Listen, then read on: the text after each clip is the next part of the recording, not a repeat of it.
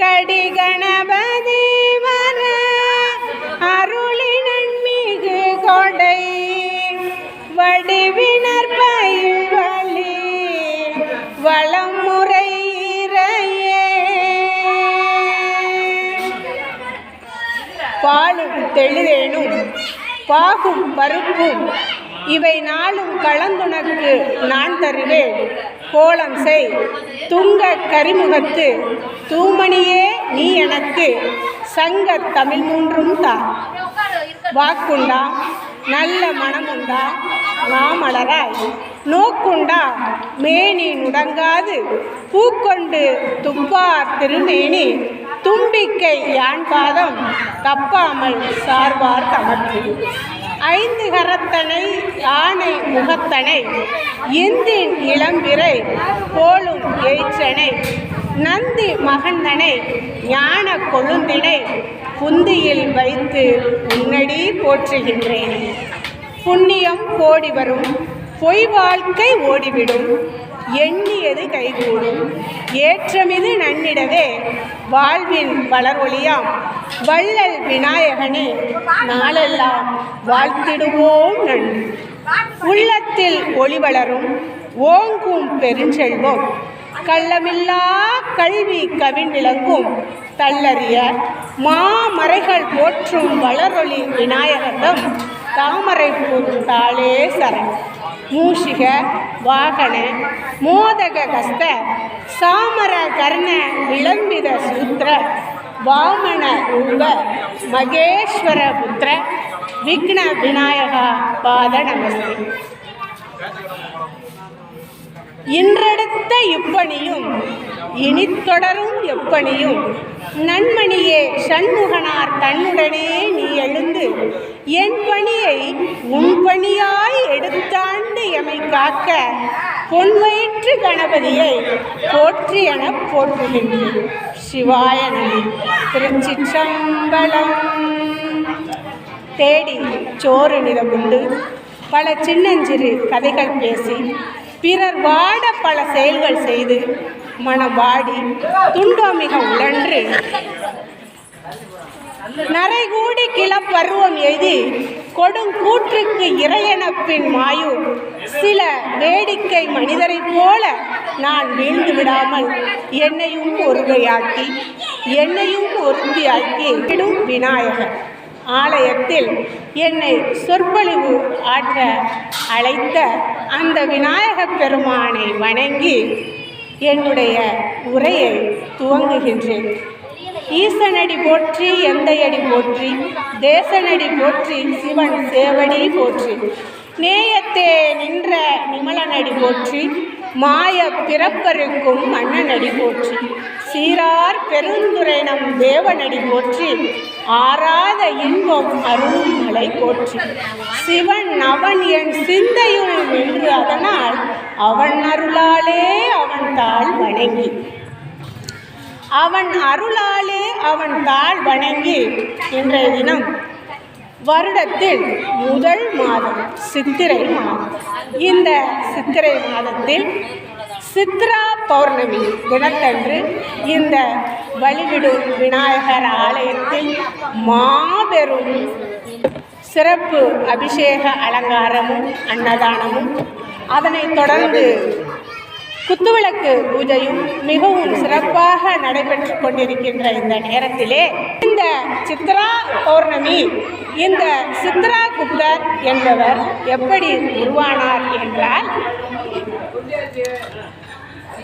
தர்மதேவன் அதாவது யமன் அவனால் மனிதர்களுடைய பாவங்களையும் புண்ணியங்களையும் கணக்கிட வேண்டும்.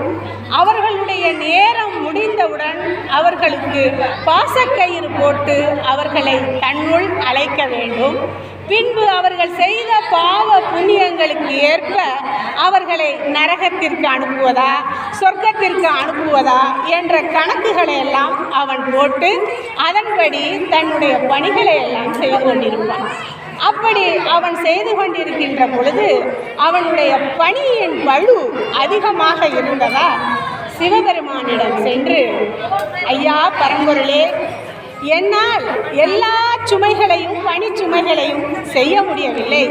ஆதலால் நீங்கள் எனக்கு ஒரு பணியால் அமர்த்த வேண்டும் என்று கூறினார்.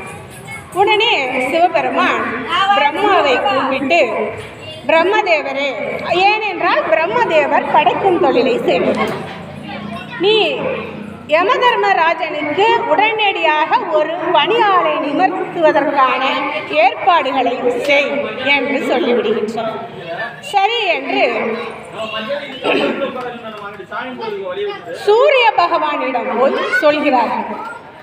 உடனே சூரிய பகவான் தன்னுடைய உச்ச நிலையில் இருக்கும் பொழுது வானில் தோன்றுகின்ற 7 வர்ணங்களையும் ஒரு பெண்ணாக்கி அவளுக்கு நீனா என்கின்ற ஒரு பெயரை இட்டு அவளுடன் ஆனந்தம் கொண்டு இந்த சித்திரா புத்திரன், நம்ம பாதி பேர் சித்திரா புத்தர் அப்படின்னு சொல்லுவோம், இந்த சித்திரை புத்திரனை உண்டாக்குகிறார்கள்.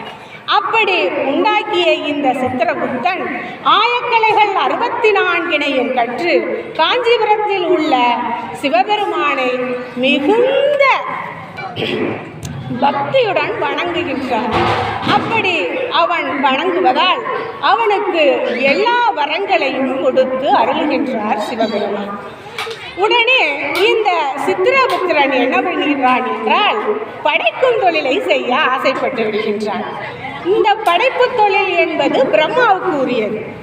உடனே பிரம்மதேவர் அலறுகின்றார், என்னுடைய தொழிலை சித்திரபுத்திரன் செய்ய போகின்றானே, நான் என்ன செய்வது என்று கேட்டவுடன் உடனே சூரியர், அவருடைய தகப்பனார், அவர் வந்து படைக்கும் தொழில் பிரம்மாவுக்கு உரியது, அதனால் அதனை விட்டுவிடு, யமதர்மராஜனுக்கு பாசக்கயிறை போட்டு மக்களின் பாவ புண்ணியங்களுக்கு ஏற்றவாறு அவர்களின் காலகட்டத்திற்கு ஏற்றவாறு அவர்களை அழைத்து கொள்ள வேண்டிய பொறுப்பு அவனிடம் உள்ளது. நீ மக்களினுடைய பாவ புண்ணியங்களை கணக்கெழுது, அந்த பணி உனக்கு தரப்படுகின்றது என்று சொல்லுகின்றார். உடனே அந்த பணியை சிறமேற்கொண்டு வலது கையில் எழுத்தாணியும் இடது கையில் ஏடுமாக அன்றிலிருந்து இந்த பணியை செய்து கொண்டிருக்கின்றார் சித்திரா புத்தர். இப்படி செய்து கொண்டிருக்கின்றவர் பிறந்த நாள் இந்த சித்திரா பௌர்ணமி. இந்த சித்திரா பௌர்ணமியில் அவர் கணக்குகளை எல்லாம் எழுதுவார். அவரை கொஞ்சம் நாம் சந்தோஷப்படுத்தினோமே, ஆனால் நம்மளுடைய பாவங்களை எல்லாம் கொஞ்சம் அவர் விட்டுவிட்டு இந்த புண்ணிய கணக்குகளை எழுதுவார் என்கின்ற நம்பிக்கையில் அவர் பிறந்த நாளை, அதாவது தலைவர்களினுடைய பிறந்த நாளை தொண்டர்கள்லாம் எப்படி கொண்டாடுறாங்க அந்த மாதிரி, ஏன்னு கேட்டால் தொண்டர்கள் எந்த தப்பு செஞ்சாலும் தலைவர்கள் சில நேரம் கண்டுக்க மாட்டார்கள்.